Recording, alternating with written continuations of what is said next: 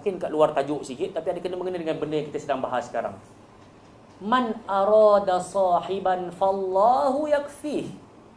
Barang siapa yang menginginkan peneman, cukuplah Allah sebagai temannya. Adik-adik happy, sembang dengan Allah. Adik-adik sedih, cerita dengan Allah Subhanahu wa taala. Oh, cantik ayat ni. Wa man arada mu'nisan fal Qur'an yakfih. Barang siapa yang inginkan hiburan, cukuplah Al-Quran menjadi hiburan. Adik-adik pernah dengar tak lagu Ghuraba? Dulu Syekh Sa'ad bin Sa'id Al-Ghamidi dia pernah menyanyi. Dia pernah baca syair tu. Di antara bunyi syair dia macam ni. Kam tadhakarna zamanan yawma kunna su'ada bi kitabillahi natluhu sabahan wa masa. Kam tadhakarna zamanan yawma kunna su'ada bi kitabillahi natluhu sabahan wa masa. Ghuraba.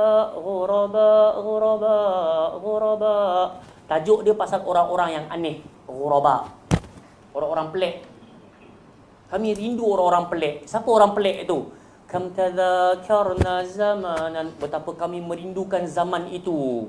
Zaman apa? Yauma kunna su'ada. Hari-hari kami happy go lucky. Seronok hari-hari kami. Kenapa? Bi kitabillahi natluhu sabahan wa masa.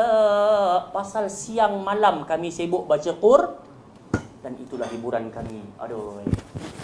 Adik-adik, sekarang kalau kita berbicara tentang hiburan, nampak apa? Tak ramai orang adik-adik duduk tepi jalan buka mushaf. Ke ada jumpa juga?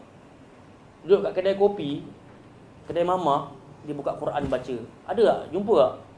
Tapi kalau kita nampak hari ni ada orang macam tu kat tepi stesen bas, kat kedai kopi, dekat restoran, tengah dia makan, dia letak Quran dekat depan dia sambil tengok. Pelik ke tak pelik? Ha? Nabi kata, bada al-Islamu ghariban wa sayaudu ghariban kama bada.